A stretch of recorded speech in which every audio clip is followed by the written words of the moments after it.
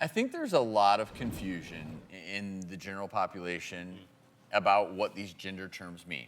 And so we're going to talk more about this right now with gender therapist and licensed clinical social worker Darlene Tando, because there are misconceptions. There are a lot of misperceptions. Talk to us about this difference, because there's terms like gender nonconforming, transgender. Well, they're related, but gender nonconforming really means literally not conforming to society's expectations of what a boy likes, what a girl likes, that sort of thing.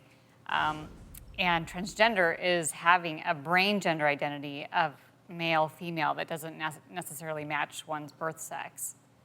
So gender nonconforming kids aren't necessarily transgender, but transgender kids are gender nonconforming.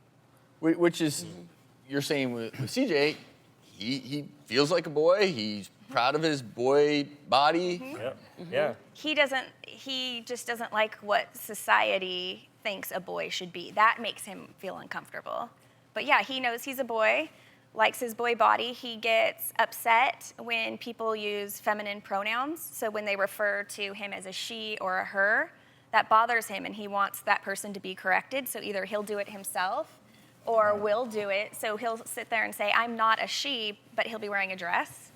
So it's confusing to other kids, but he very much, at this point, and things can change, knows he's a boy and likes being a boy, but wants to like girl things and wants to be treated like a girl. I think there are core things to us. And Yeah.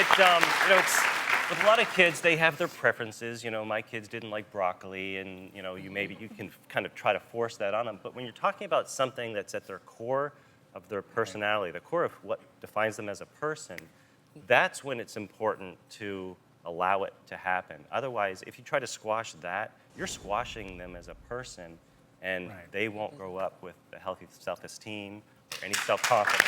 So I think CJ is probably one of the luckiest 6-year-olds in the world to have parents like you.